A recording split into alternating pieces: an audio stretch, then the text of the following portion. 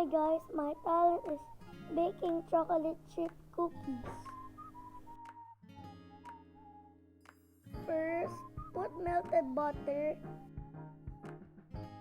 brown sugar, flour, and baking powder in a mixing bowl. Sift them, then pour some milk.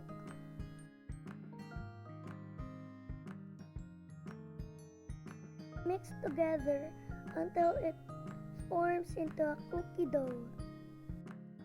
After that, put chocolate chips. Then, mold it into balls and flatten it.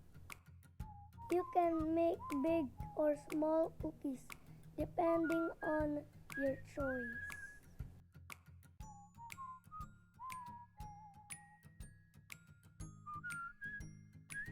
Then microwave it for 1 minute and 15 seconds.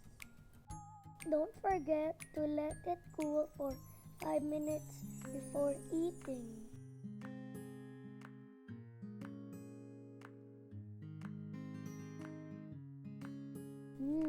Yummy!